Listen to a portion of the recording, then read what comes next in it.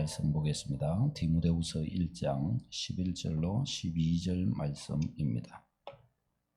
디모데후서 1장 11절로 12절 말씀입니다.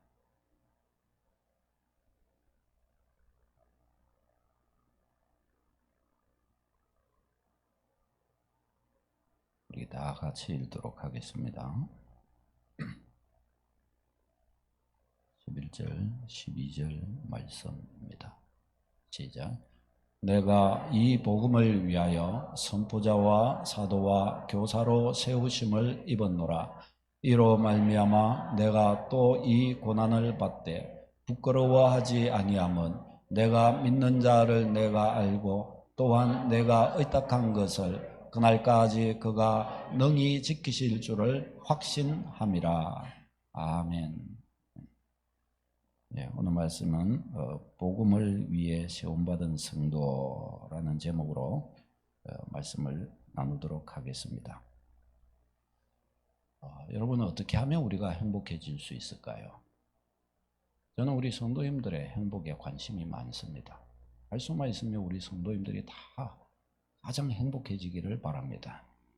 우리 옆에 분에게 이야기해 주십시다. 당신이 가장 행복해지는 것을 보고 싶습니다. 네, 아멘. 여러분이 가장 행복한 자리에 서셨으면 좋겠어요. 저는 생각에 복음을 위해 살면 제일 행복해질 수 있다고 생각합니다. 다른 것도 있겠지만 무엇보다도 믿음의 걸음 속에서 복음을 위해 산다면, 마음 중심에 복음이 있고 복음을 위해 산다면 가장 행복한 신앙의 자리, 또 삶의 자리에 선다고 여겨집니다. 여러분은 어떻게 행복을 추구하려고 하십니까? 복음을 위해 서시기를 바랍니다. 복음에 붙들리시기를 바랍니다.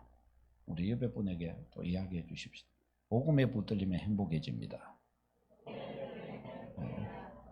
참으로 복음에 붙들리면 행복해집니다.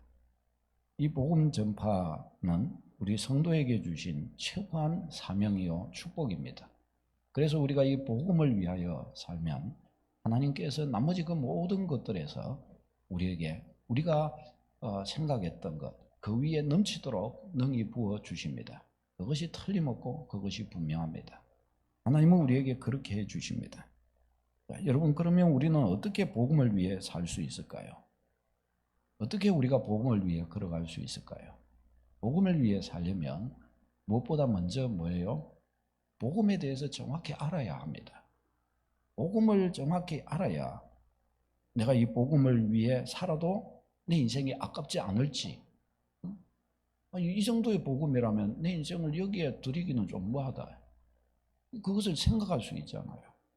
복음을 정확히 알 때 이 복음을 위해 복음에 내 인생을 걸 수 있을지, 복음을 위해 사는 것이 영광스러울 수 있는 것인지, 과연 그만한 가치가 있는 것인지 우리 스스로 이것을 가늠해 볼 수 있겠고, 그리고 그것에 대해 우리 스스로가 납득이 되는 순간부터 해서 어떻게 해요? 복음을 위해 사라질 수가 있겠죠. 만일에 이것에 대해 우리가 답을 얻지 못한다면 내가 복음도 잘 알지 못할 뿐만 아니라 이 복음이 내 인생에 그만한 가치가 있을 수 있을까라는 것을 우리가 생각해 보지 않고 인정하지 않는다고 한다면 아무리 내가 복음을 위해 산다고 말한다 할지라도 그것은 종이 호랑이에 불과합니다. 그것은 내가 그냥 생각 없이 내뱉는 말일 가능성이 크고, 거기에는 정말 나의 뜻과 나 자신을 드린다고 하는 것이 거기에는 담기지 않을 가능성이 다분합니다. 그래서 무엇보다 우리는 복음을 알아야 합니다. 그리고 생각해 보아야 합니다. 과연 이 복음에 내 인생을 맡길 수 있겠는가? 그렇죠? 그게 바로 복음입니다. 복음. 자, 그러면 복음이란 그러면 무엇일까요? 복음은 하나님의 죄인을, 인간을 구원하고자 하는 구원 계획의 소식, 이것을 복음이라고 합니다. 복음이 뭐라고요? 죄인을 구원하고자 하는 하나님의 구원 계획의, 그 계획의 소식을 복음이라고 이야기하는 겁니다. 그 복음의 내용이 그러면 뭔가? 이 복음의 내용이 바로 하나님이 독생자를 인간의 몸으로 보내어서 우리 죄값을 담당하게 하셨다라는 것입니다. 어떻게 인간을 죄에서 하나님이 구원코자 계획하셨는가? 독생자를 보내어 우리 죄값을 담당하게 하심으로 그가 우리 죄값을 담당함으로 우리의 죄 사함 받아 구원받게 하시는 것. 이것이 하나님의 구원 계획의 내용입니다. 구원 계획의 내용. 그 성경만이 유일하게 이 하나님의 구원 계획을 우리에게 열어서 보여준 거예요. 로마서 3장 읽겠습니다. 시작. 모든 사람이 죄를 범하였음에 하나님의 영광에 이르지 못하더니 그리스도 예수 안에 있는 속량으로 말미암아 하나님의 은혜로 값없이 의롭다 하심을 얻은 자 되었느니라. 아멘. 모든 사람이 죄인인데 그래서 하나님께로 도달하려고 해도 도달할 수 없고 하나님을 만날 수 없는데 그 이유를 보니까 뭐 그러냐? 인간이 죄인이어서 그렇다라는 거예요.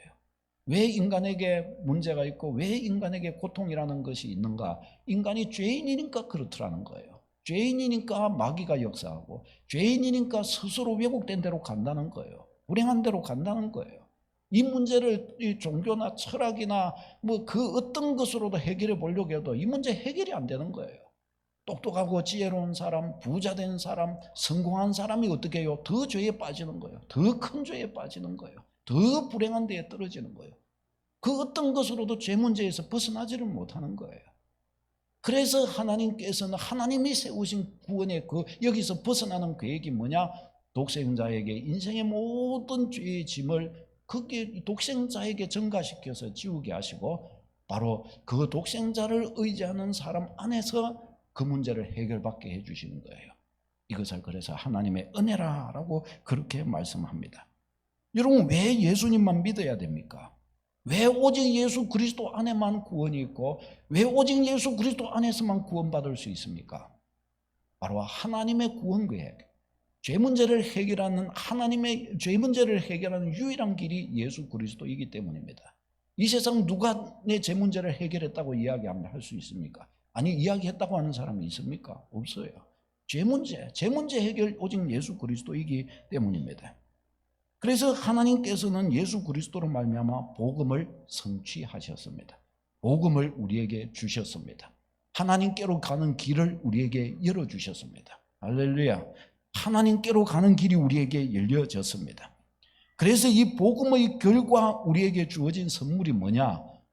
예수 그리스도 믿는 자마다 죄에서 해방받고 구원받게 되고 하나님의 자녀가 된다라는 것입니다. 요한복음 1장 12절요. 시작. 영접하는 자, 곧 그 이름을 믿는 자들에게는 하나님의 자녀가 되는 권세를 주셨으니. 아멘. 바로 이 복음의 결과 하나님께서 우리에게 주신 선물, 복음의 열매가 뭐냐? 믿는 자에게 구원을 주신다는 겁니다. 믿는 자마다 멸망치 않고 영생을 얻게 해주신다는 거예요. 믿는 자에게 하나님의 자녀가 되는 권세, 하나님의 자녀가 되는 축복을 주신다는 것입니다. 이것을 두고서 또한 이어서 13절에는 뭐라고 그랬냐? 시작. 이는 혈통으로나 육정으로나 사람의 뜻으로 나지 아니하고 오직 하나님께로부터 난 자들이니라. 아멘. 영접하는 자, 그 이름을 믿는 자들은 하나님의 자녀가 되게 해 주셨는데 이것은 혈통으로나 육정으로나 사람의 뜻으로 나지 않고 이 말은 인간의 능력과 인간의 계획과 지혜로 된 일이 아니라는 것이에요. 그 다음에 뒤에 나오는 오직 하나님께로부터 난 자들이라, 이 말은 하나님의 계획, 하나님의 뜻 속에서 된 일이라는 것입니다. 하나님의 계획이라는 거예요. 뭐가요? 예수 그리스도를 보내시고 그를 믿는 자마다 멸망치 않고 구원을 얻게 되는 것은 하나님의 계획이시라는 것입니다. 믿으시기를 축복합니다. 이것이 하나님의 계획이라는 거예요. 사람의 뜻으로 된 것이 아니라 하나님의 계획이라는 것이에요. 이 얼마나 놀라운 축복입니까? 이것을 통해서 우리가 볼 수 있는 게 뭐예요? 하나님은 뭐 한 사람도 어느 누구도 악인이라도 어느 누구라도 멸망받기를 원하지 않으신다는 것이에요. 그렇기 때문에 독생자를 주사 독생자 안에서 우리가 하나님의 자녀가 되는 권세를 얻도록 해 주신 것입니다. 하나님은 인간이 비참해지거나 멸망에 떨어지는 걸 원하지 않으십니다. 그것을 너무너무 싫어하십니다. 그래서 독생자를 주셨습니다. 그래서 복음을 우리에게 이루어 주셨습니다. 복음이 우리에게 그래서 주어진 거예요. 사랑하는 여러분, 이 복음의 은혜를 들은 것을 뛰어넘어서 여러분 가슴을 울리도록 깨달음이 있으십니까? 이 복음이 머리의 이성적인 어떤 지식적인 어떤 깨달음을 넘어서서 여러분 마음으로 내려가서 여러분 마음을 울렁이게 만들어주는 것이 있습니까? 하나님께서 복음을 여러분에게 이루어 주신 것, 복음을 여러분에게 주셔서 성취시켜 주시고 여러분이 복음 안에 거하게 된 이 사실을 알게 된 것으로 인해서 여러분 마음을 울렁이게 되는 것이 있습니까?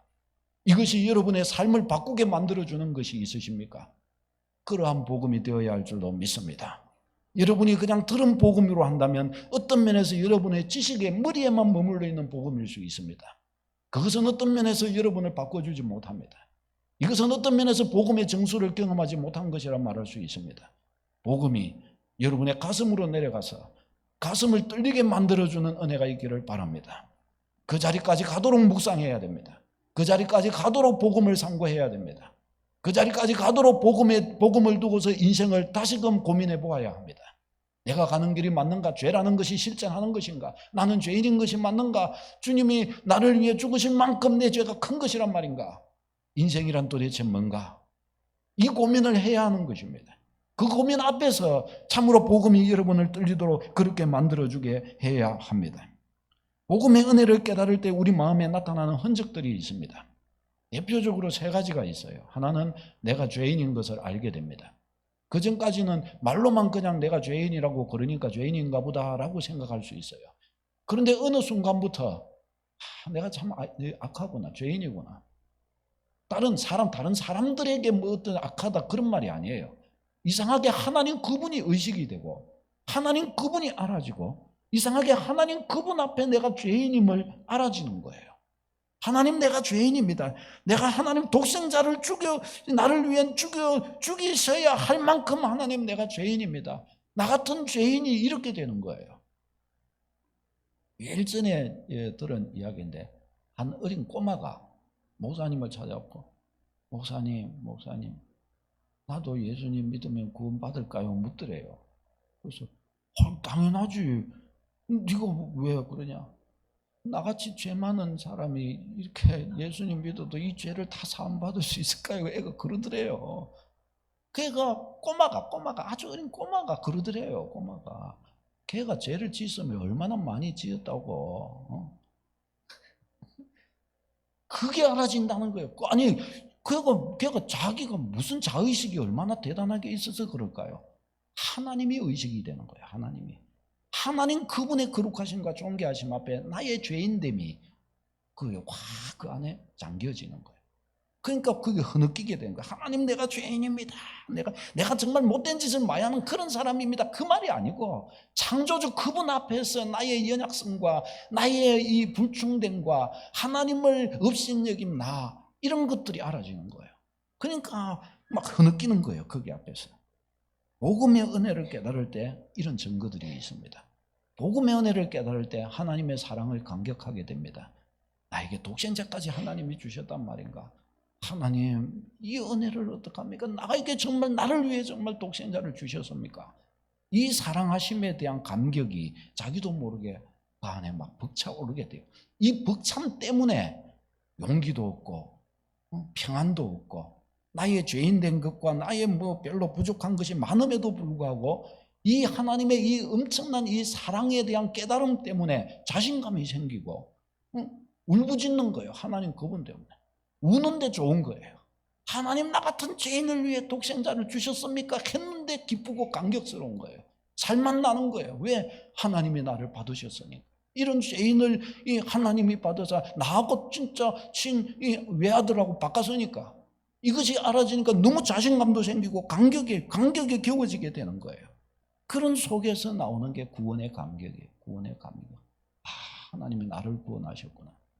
저는 하나님을 두 눈으로 본 적은 없습니다. 그러나 하나님께서 주신 내가 죄인 된 것에 대해 느끼게 하시고 하나님의 그 사랑에 감격하게 하시고 그래서 그 앞에 엎드리게 하시면서 오는 그 평안과 그 안식과 그 기쁨 속에서 저는 하나님의 구원을 확신하게 되었습니다. 성경에 읽어보니까 성경의 구원은 그런 식이라고 가르쳐 주더라고요. 구원의 감격, 구원의 은혜가 실제한 거예요. 이 구원의 감격과 은혜 속에서 하나님이 없다고 말해야 없다고 말할 수 없게 되더라고요. 이 구원의 그 감격 속에서 하나님 그분의 사랑을 찬양하지 않을 수 없게 되더라고요. 그러다 보니까 하나님 그분 섬기는 대로 가지더라고요. 할렐루야. 모든 주의 백성이 그렇게 되는 줄로 믿습니다. 사랑하는 여러분, 복음의 은혜 여러분 마음 깊은 곳까지 여러분을 가슴 떨리게 만들도록 누리게 되시기를 바랍니다. 복음을 묵상하십시오. 복음을 마음 깊이 새기면서 여러분 가슴으로 복음이 내려가도록 만드십시오. 복음 안에 서야 합니다. 먼저 복음 알기를 힘써야 합니다. 복음을 알아야 왜 주님을 저렇게 좋아하고 왜 예수 부르는지, 왜 예수 안에 저렇게 서는지, 그 안에 뭐가 있기에 저 사람은 저러는지 그 비밀을 그때부터 풀 수가 있습니다. 그 전까지는 아무리 하려고 해도 이해할 수도 없고 풀 수도 없어요. 예수 그리스도 안에는 복음의 비밀을 누려야 합니다. 그 다음에 두 번째, 복음을 위해서 행동하기 시작해야 합니다. 복음을 위해 우리가 산다는 것은 결국 복음을 위해서 행동하는 것이죠. 바울은 오늘 본문에 보면 복음을 위한 하나님의 부르심 앞에서 즉각 순종한 것을 볼 수 있습니다. 그는 자기를 두고서 복음을 위한 선포자요 사도로 교사로 자신이 부름을 받았다라고 그렇게 이야기합니다. 그리고 그 부름받은 그 길을 망설임 없이 바울 사도는 간 것을 볼 수가 있습니다. 바울은 이 길에 대하여 복음의 진심이었고, 그래서 거기에 주님의 그 부르심이 자기에게 들렸을 때 망설이지 않고 거기에 자신을 던졌던 거예요. 그 방향으로 길을 간 거예요. 여러분, 이것이 너무나 중요한 것입니다. 이것의 진심이 되는 거예요. 복음의 진짜 진심이 되는 것입니다. 이때부터 진짜가 되는 것입니다. 바울이 복음의 진심이었던 증거들은 여러 가지가 있지만, 특별히 사도행전 19장에 보면 바울은 예루살렘에 가기를 결정합니다. 당시에 보면은 예루살렘에 큰 기근이 있었어요. 근데 예루살렘 교회가 처음 교회가 누구에게 복음이 전해졌겠어요? 권세자, 능력 있는 사람에게 복음이 전해졌을까요? 그런 사람들은 복음 쳐다보지도 않아요. 가난한 자, 고아와 과부와 연약한 자, 이들에게 하나님 계시면 나 좀 도와주세요. 이러는 사람들에게 복음이 전해지는 거예요. 그러니까 초대교회, 특별히 예루살렘 교회에는 고아와 과부가 많았어요. 그때는 과부 되면 먹고 살 게 없어요. 장기 되는 것 외에는 먹고 살 수 있는 게 없어요. 중동 지역이 지금도 그렇잖아요. 그러니까 이 시대는 특히 더 그랬어요. 그러니까 고아와 과부는 언제나 구제의 대상이 되는 거예요. 초대교회의 최고의 사역이 뭐였냐? 구제하는 일이었어요. 구제하는 일.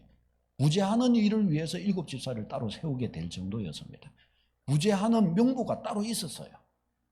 구제를 대상에 집어넣어야 돼, 명부에 넣어야 될 과부는 어떤 사람이어야 된다. 허랑방탕하게 사는 사람은 명부에 넣으면 안 된다. 적어도 경건하게 바르게 살려고 하는 사람이 되어야 되고, 뭔가 좀 그래도 좀 삶에 대한 의욕이 있는 사람이어야 되고, 그런 거 짜자자작 성경에 보면 그래서 나오는 거예요. 여러분, 우리가 돕는 것도 아무나 도우면 안 돼요. 돕는 것도 이렇게 딱 봤을 때 사람이 하나님의 영광에 해가 되지 않을 방법으로 우리가 섬기고 도와야 되는 것이에요. 우리가 잘못 섬기면 악을 더 조장할 수가 있어요. 우리가 지혜롭지 못하게 하면. 이것도 우리가 잘 생각해야 하는 것입니다. 그러니까 예루살렘 교회의 그 기근과 그 어려움 속에서 수많은 구제를 하지만, 그래서 이것을 위해서 은혜 받은 성도들이 자기의 재산을 팔고 땅을 팔고 집을 팔고 이래서 사도들의 발 앞에 갖다 놨어요. 근데 이것을 가지고서 사도들이 얼마나 이렇게 섬기고 또 7 집사를 통해서 이렇게 구제하고 섬기고 하지만 그래도 모자라는 거예요. 그 바울 사도가 자기가 세운 그 이방인 교회들로부터 그래서 이 많은 이렇게 연보를 모금하게 됩니다. 그리고 이것을 예루살렘에 전달하기 위해서 이 사도행전 19장에 이제 예루살렘으로 가고자 한 것을 볼 수가 있습니다. 자, 그런데 바울 사도가 안 가도 돼요. 근데 가려고 했던 이유는 이게 너무 중차되고 지금이야 뭐 계좌이체 바로 딱 하면 딱 가죠. 근데 그때는 어떻게 해요? 직접 그 동전을 싸매고 가야 되는 거예요. 가는 도중에 뭐 강도가 있을지 누가 그거 받아갖고 들고 어디로 도망갈지 알 수가 없는 거예요. 그래서 성경에 보면은 그래요. 이 성도의 모금한 이 헌금을 연보를 소중하게 하기 위하여, 함부로 대하지 않기 위하여, 아따 하면 또 교회 또 시험 들 수 있잖아요. 그래서 각 교회들로부터 대표자들을 뽑고 바울 사도가 직접 저들과 함께 그래서 예루살렘으로 가고자 했던 것입니다. 그 예루살렘으로 이렇게 간 거예요. 자, 그런데 가려고 하는데 거기인데 성령께서 막으시는 게 있어요. 성령께서 말씀하시는 게 있어요. 뭐라고 말씀하시느냐? 사도행전 20장 23절 시작. 오직 성령이 각 성에서 내게 증언하여 결박과 환난이 나를 기다린다 하시나. 아멘. 결박과 환난이 기다린다는 거예요. 바울아, 그때 네 예루살렘 이때 가면은 거기서 붙잡혀갖고 너 거기서 굉장한 고통이 너를 기다리고 있다. 그리고 또 가는데 다른 또 성도들과 또 다른 또 교회의 지도자들도 또 기도하다가 이걸 또 한 성령의 음성을 들은 거예요. 그래갖고 바울이여 가지 마세요. 당신이 가면은 막 자기들이 손 발을 묶어가지고 막 당신이 이렇게 결박이 돼갖고 이렇게 고난을 당한다고 하나님이 가르쳐 주더이다. 그런데 그때 바울이 고백한 것이 바로 저 고백이에요. 20장 23절에 성령이 각 성에서 내게 증언하시기를 결박과 환난이 나를 기다린다고 말씀하시나 그 고백을 하는 거예요. 그 이름에도 불구하고 어떻게 해요? 바울 사도는 예루살렘에 결국은 가게 됩니다. 그 예루살렘에 결국 가게 해서 AD 57년경에 예루살렘에 가게 되고 결국 거기에서 유대인들에게 체포되게 됩니다. 그리고 2년을 예루살렘과 가이사랴에 이렇게 있으면서 신문을 받아요. 답이 안 나와가지고 AD 60년경에 로마로 가이사랴에게 호소해가지고 로마로 바울이 호송을 가게 됩니다. 그리고 로마에서 재판을 받아요. 가이사 앞에서 재판을 받아요. 그래서 AD 62년경에 재판의 결과 무죄로 석방을 되게 됩니다. 무죄로 석방을 받아요. 그런데 무죄로 석방이 되고 나서 이제 다시금 자기가 또 섬겼던 그 지중해 연안의 교회들을 다시금 또 다 방문하며 가요. 그러면서 AD 64년에 다시금 바울 사도가 로마로 들어가게 됩니다. 이때 AD 64년이 굉장히 중요해요. 역사적으로.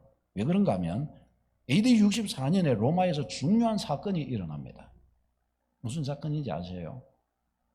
로마시 대화재가 일어나요. 당시에 로마 세계 최고의 제국이었고 로마가 특히 로마시는 세계 최고의 도시였어요. 거기에 모든 사람들이 집중되어져 있어요. 그런데 지금은 이렇게 이 콘크리트로 이렇게 건물을 올리지만 그때는 그런 기술이 없었어요. 그래서 로마시는 뭘로 지었느냐? 나무로 지었어요. 나무로 지어가지고 따다다닥 이렇게 붙여서 건물들이 이어져 있는 거예요. 그러니까 불에 아주 취약한 거죠. 근데 이 로마시가 14개 구역으로 이렇게 정해져 있었는데 이때 화재가 나갖고 몇 개 탔느냐? 14개 중에 10구역이 다 타버렸어요. 그래서 황제가 휘청해버립니다. 그때 황제가 누구냐? 네로 황제였어요.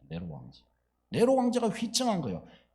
황제가 이래가지고 로마시 재건을 위해 온갖 신경을 다 쓰지만 폭동이 일어나고 막 이 황제가 들썩들썩 하는 거예요. 어떻게 이걸 주체할 수가 없는 거예요. 백성들 속에서는 그래요. 황제가 일부러 로마시에 불질러가지고 우리 다 죽이려고 그랬다. 이 황제를 때려잡아야 된다. 백성들 속에는 일어나는 거예요. 그러자 네로 황제가 꾀를 낸 것이 무엇이었는가 하면 이 대화재에 대한 책임을 누군가에게로 돌려야 되는 거예요. 정치적으로. 그때 찾은 사람이 누구인가, 찾은 집단이 누구였는가 하면 기독교인이었어요. 그래서 이 로마 대화재로 인해서 이 네로 황제가 기독교인들에게 이 화살을 돌리게 됩니다. 저 불 누가 질렀냐? 백성들이 이럴 때 네로가 그랬는데 아니다, 내가 아니다, 기독교인들이 그랬다. 저들은 사람 피를 내가지고 피채 먹는다 하면서 온갖 구술수를 이제 거기서 만들어낸 거예요. 역사적으로 이제 그렇게 된 거 있어요. 그렇게 된 거예요. 그래가지고 이때부터 시작해서 대대적인 기독교 박해가 일어나게 됩니다. AD 64년부터 시작해서 이때로부터 시작해서 기독교가 주 313년 기독교가 로마에서 공인되기 신앙의 자유를 주기까지 약 140년, 150년이 걸리는데 그 기간 동안 엄청난 이제 기독교 박해가 일어나게 됩니다. 그 시발점이 AD 64년이에요. 그러면 바울 사도가 왜 AD 64년에 다시 로마로 이렇게 들어갔을까요? 기독교인들은 어떻게 하겠어요? 저때 들어가겠어요? 나가겠어요? 나가죠. 근데 바울 사도가 지금 로마로 들어가는 거예요. 왜 들어갔을까요? 성도들이 거기 있거든요. 성도들이 거기서 죽어가고 있고 희생되고 있거든요. 이때 엄청난 기독교 박해로 성도들이 순교하게 됩니다. 대대적으로 기독교인들을 죽이기 시작합니다.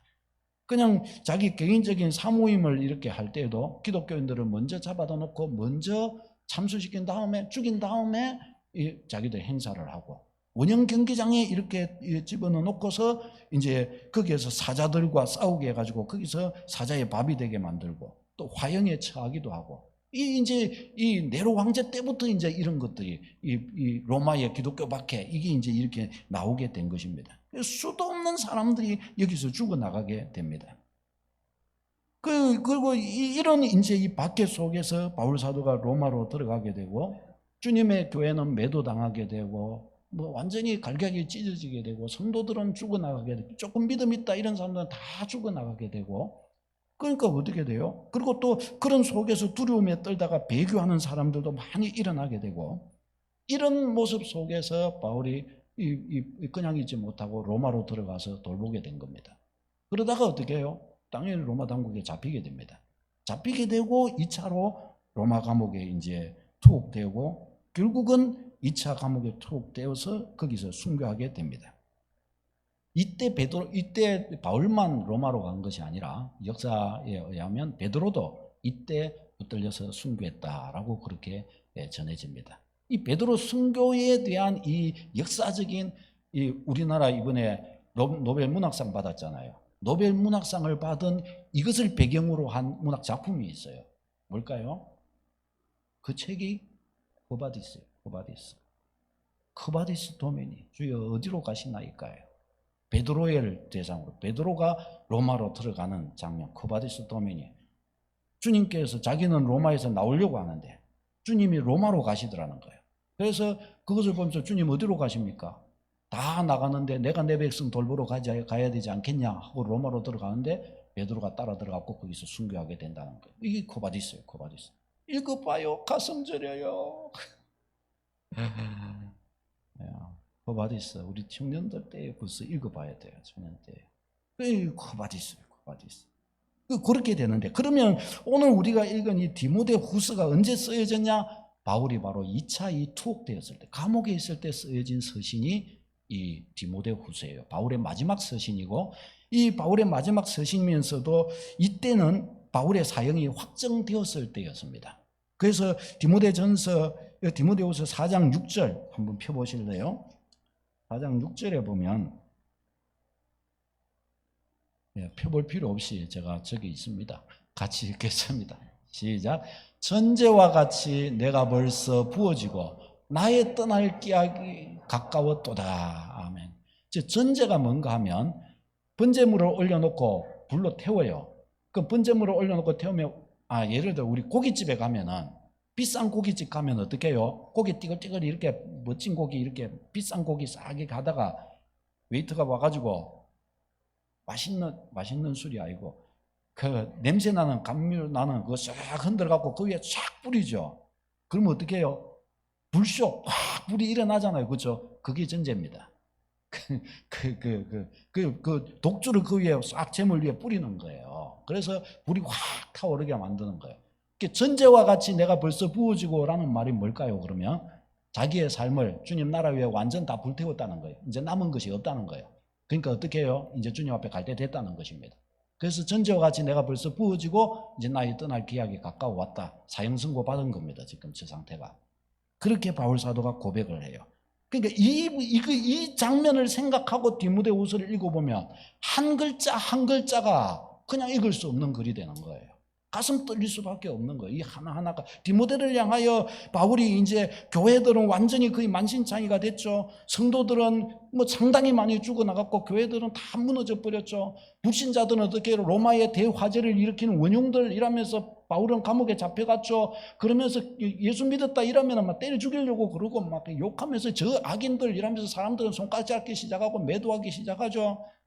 이런 속에서 바울 사도가 디모데에게 이 편지를 준 거예요. 이 편지가 살아남은 것조차도 엄청나게 큰 것이죠.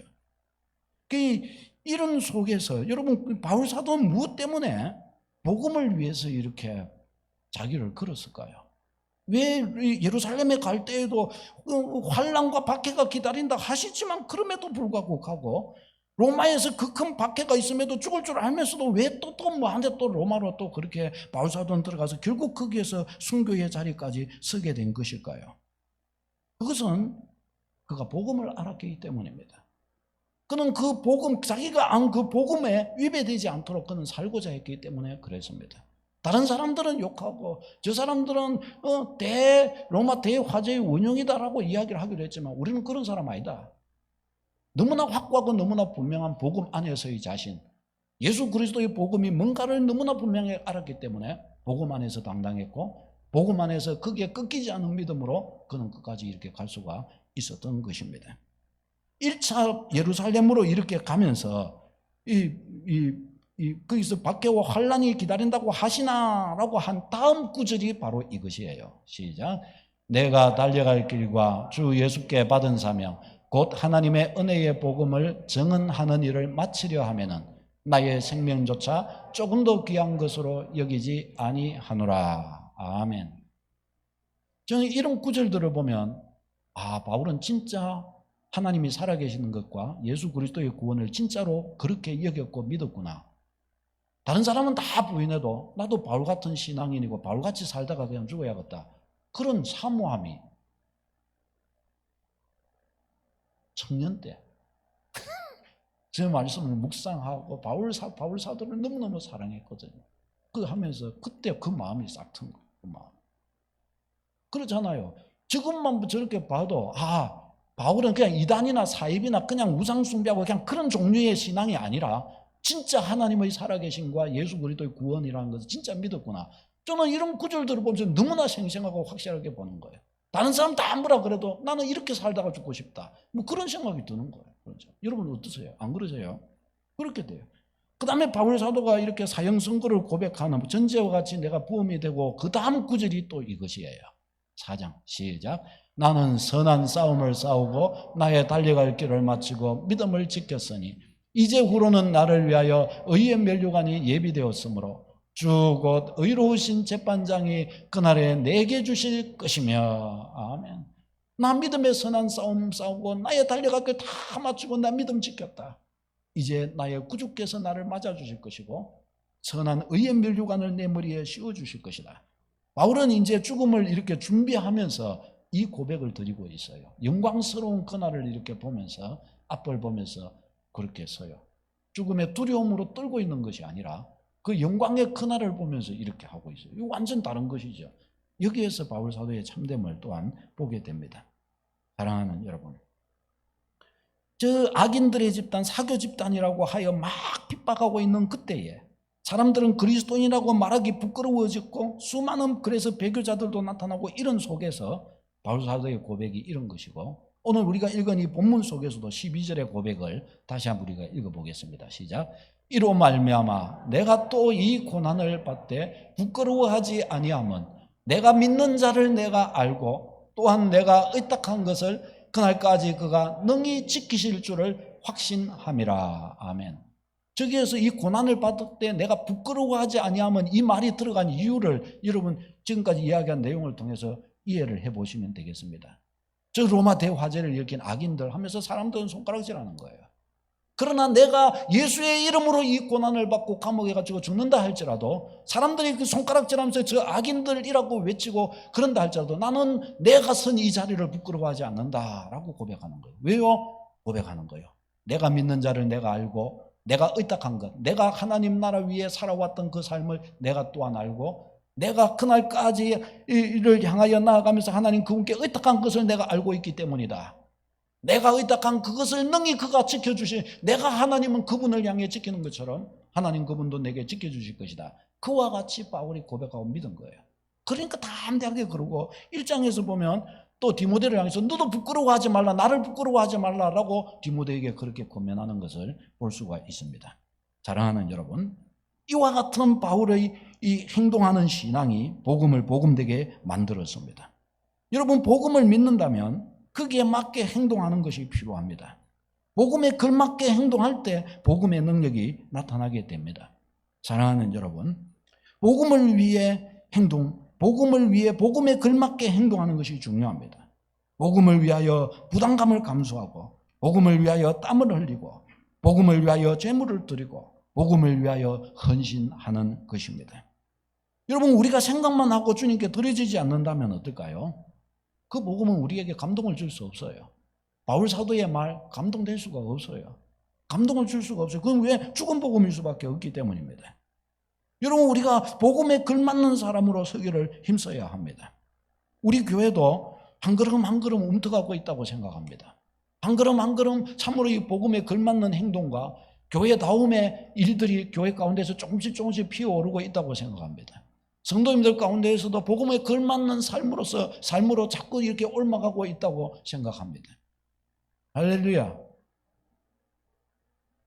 알게 모르게 성도님들 한 분 한 분들 속에서 내 주님이 이런 분이신데, 내가 주님을 이런 분을 모시고 있는데 내가 이렇게 해서 되겠나? 주님의 교회가 상황도 이런 것인데 내가 이것은 지켜야 되지 않겠는가? 내가 이런 속에서 내가 이거는 해봐야 되지 않겠는가? 이런 것들이 누가 말하지 않아도 그 속에 새록새록 주님과 함께하는 뭔가가 있는 것을 보게 됩니다. 그건 주께 너무 감사해요.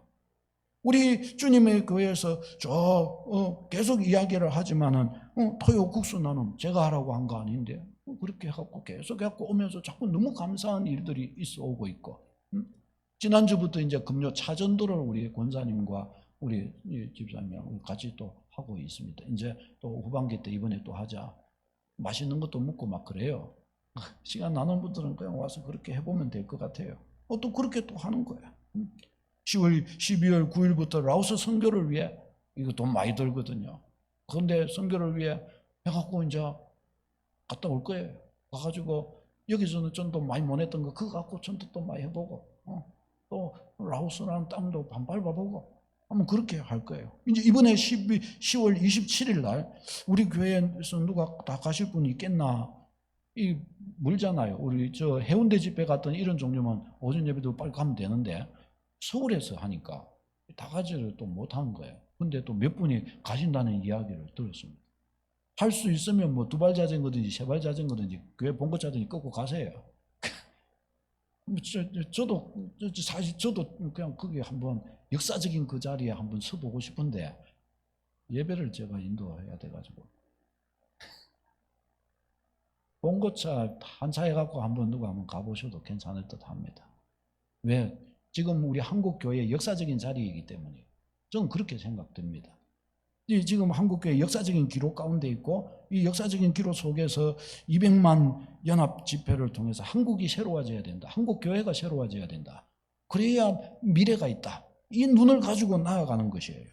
사랑하는 여러분, 이때 우리는 정말 육신적인 생각을 떨쳐버리고 은혜 앞으로 달려나가야 할 줄로 믿습니다. 지금 우리는 또 우리나라도 정신을 바짝 차려야 될 때입니다. 북한의 상황들, 중국의 상황들, 러시아의 상황들, 지금 저 팔레스틴의 상황들 지금 다 만만치 않아요. 경제적인 상황들도 만만치가 않아요. 지금 우리 한국에 있는 한국의 좀 사상적인 측면에서도 만만치가 않아요. 엉뚱한 이야기들이 너무 많아요. 이런 앞에서 지금 우리 한국교회가 행동해야 될 때인 것을 고백하지 않을 수가 없습니다.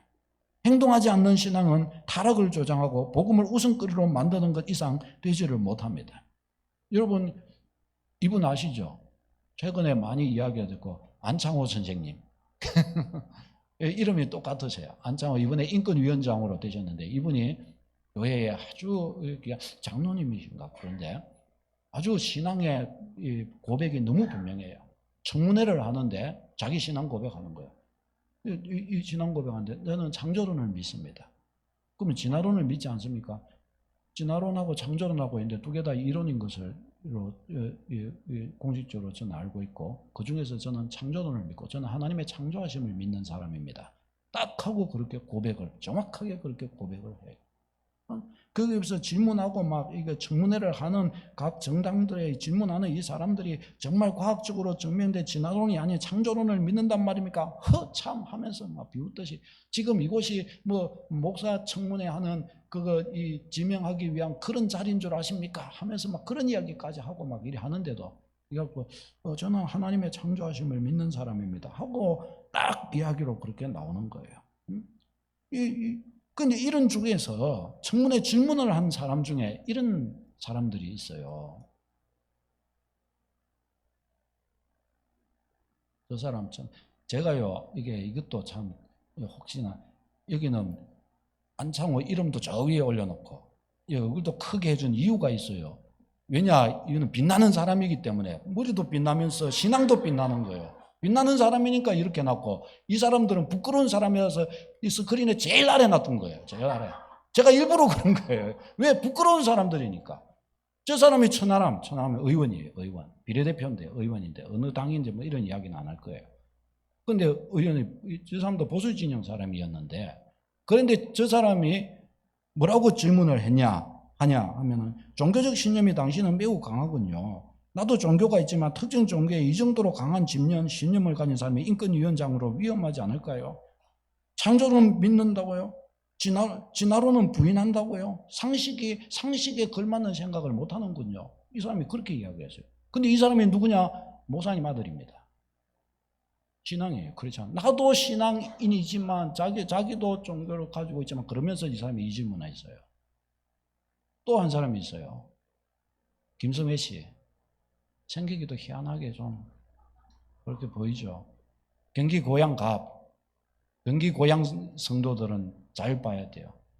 저 사람도 뭐라고 그랬는가 하면, 저 사람도 이런 질문들을 막 이렇게 하면서 창조론을 없인 여기고 진화론을 주장하고 동성애를 옹호하고 그랬어요. 근데 이 사람이 누구냐? 목회학 석사, 교회에서 전도사로 사역한 사람입니다. 지금도 인터넷에 이 사람이 교회에서 사역을 떠들고 있어요. 제가 오늘도 찾아봤는데 있는 사람입니다. 그런데 이 두 사람이 그러고 있어요. 한쪽에서는 나는 하나님의 창조하심을 믿습니다. 당당히 딱 그렇게 앉아서 그렇게 이야기하는데, 저 비굴한 모습. 주님의 교회에서는 가고 막 하나님께 빌었겠죠. 그렇게 했겠죠. 청문회 자리에서는 정치인 그대로. 저들의 신앙은 어디 있단 말입니까? 이게 뭐예요? 이 죽은 신앙이라고 말할 수 있는 거예요. 죽은 신앙. 결국 그렇게 말할 수 있는 거 아니겠어요? 자기 믿음의 소신 따라가지 않고, 믿음의 소신이 아니라 정치적 소신을 따라간 거예요. 믿음을 발휘해야 될 때 정치적 소신으로 가는 거예요. 그럼 저 사람은 신앙인입니까? 정치인입니까? 정치인도 아니에요. 정치꾼이지. 그렇잖아요, 여러분. 한국에는 이런 사람들이 판을 치고 있는 거예요. 이런 사람들이. 그러니까 산으로 가는 거예요. 산으로. 응? 사랑하는 여러분. 그러니까 이와 같은 청문회를 하는 이런 자세와 질문, 이런 속에서 저들이 신자됨의 영광스러움이 어디 있어요? 비굴하죠. 비굴해요. 엊그제 또 보니까, 이번에 지금 사실은 저 서울에 저 집회 이거 하는데, 동성애, 이것이 큰 이슈예요. 큰 이게 그걸 해야 되는 큰 이게 동기가 거기에 있어요. 동성애 관련해서. 그런데 SBS에서 이거 하는데, 한쪽에서는 그게 엄청난 죄악됨에 대해 이야기하며, 이런 또 200만 명의 집회를 하며 하나님께 울부짖으면서 이렇게 변호하는 사람들이 있는가 하면, 한쪽에서는 어떻게 해요? 동성애가 뭔 죄라고 그러냐? 왜, 뭐 때문에 교회는 왜 이것들 이렇게 방해하면서 이렇게 그거 하냐? 그러고 큰 소리 치는 거예요. 근데 제가 그 사람들 가만히 봤어요. 이 죄악됨에 대해서 성경의 가치를 그대로 이야기하는 사람은 당당해요. 근데 이거는 비굴해요. 왜 그래요? 진리 앞에 서지 않았기 때문에 비굴한 거예요. 여러분, 이것이 중요한 것이에요. 우리 그리스도인들이 하나님의 진리를 이렇게 바르게 믿고 있다면, 이 진리 앞에 우리가 바르게 행동하고 바르게 그렇게 서간다면 우리가 부족해요. 넘어진 것도 있고 작은 것도 있어요. 그럼에도 불구하고 우리가 그 방향에 서서 바르게 서간다면 우리에게는 뭐가 역사해요? 당당함이 역사할 줄로 믿습니다. 복음은 거기에서 능력을 발휘하게 되고 거기에서 힘이 있게 되는 것입니다. 우리 모든 우리 주의 백성들이 참으로 이 복음을 제대로 바르게 아는 것과 복음을 따라 행함이 분명한 그리스도인들이 되어서 우리는 다 열매 맺고 복음 안에 진짜 행복을 찾는 주의 백성 다 되시기를 축복합니다. 기도하겠습니다. 우리 함께 같이 이 말씀 가지고서 기도하며 10월 27일을 놓고도 기도해 주며 우리나라를 위해 기도하며 우리 자신이 하나님 복음 앞에 내가 바르게 서기를 원합니다. 우리 한번 같이 주여 한 부르고 기도했으면 좋겠습니다. 주여, 존귀하신 하나님 아버지,